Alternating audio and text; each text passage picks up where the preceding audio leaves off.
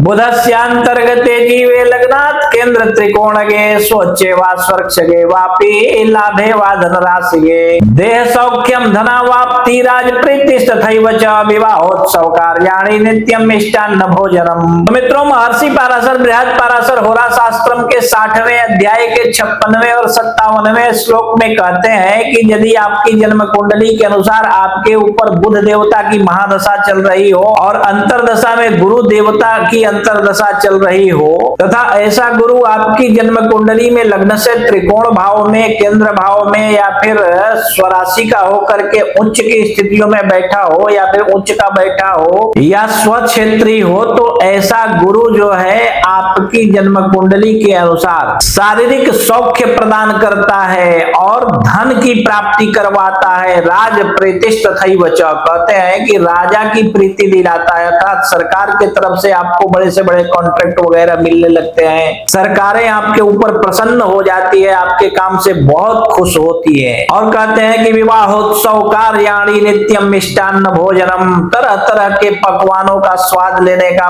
प्रत्येक दिन आपको अवसर प्राप्त होता है। आपके जीवन में विवाह और अनेक प्रकार के उत्सव होते रहते हैं। आपका अगर विवाह हो गया हो तो आपके यहाँ पुत्र पौत्रों का विवाह उत्सव होता है, अथवा यज्ञोपवीत संस्कार वगैरह जैसे बहुत सारे उत्सव, यज्ञ आदि करने के आपको सौभाग्य प्राप्त होता है। ऐसे समय में आपको बहुत ज्यादा पुण्य कर्म भी करने को प्राप्त होता है। गुरु देवता आपके लिए बहुत ज्यादा उत्सवों का आयोजन करवाने का अवसर प्रदान करते हैं। ठीक है, 58वें श्लोक में कहते हैं कि गोमहेश्यादिलाभश्च पुराण श्रवणादिकम देवता गुरु भक्तिश्च दान धर्मा मखादिकम। कहते हैं कि गौ भैंस आदि का लाभ होता है, दुधारू पशुओं का लाभ होता है, जिसके वजह से आपके घर में दूध दही पकवानों का जमावड़ा हो जाता है। और कहते हैं कि पुराण श्रवणादिकम, पुराणों की कथाएं का आप आयोजन करते हैं और पुराणों के श्रवण का पुण्य लाभ आपको प्राप्त होता है। एवं देवता गुरु भक्तिश्च,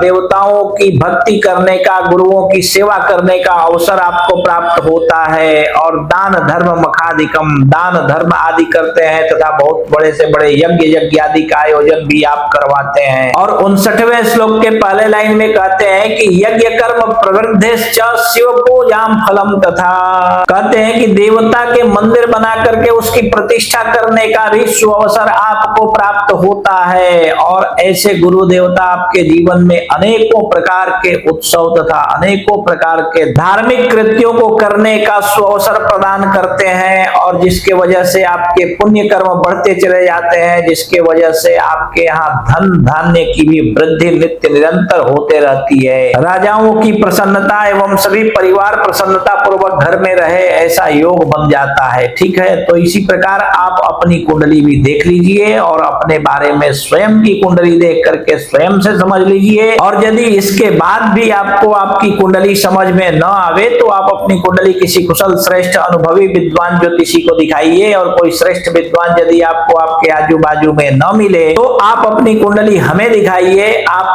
देश विदेश कहीं भी रहते हो, व्हाट्सएप पे एक मैसेज कीजिए कि अपॉइंटमेंट लेना है, और अपॉइंटमेंट कंफर्म होने के बाद हम आपकी कुंडली देखकर फोन पर ही एक एक बात विस्तार पूर्वक समझा करके बतला देंगे। ठीक है।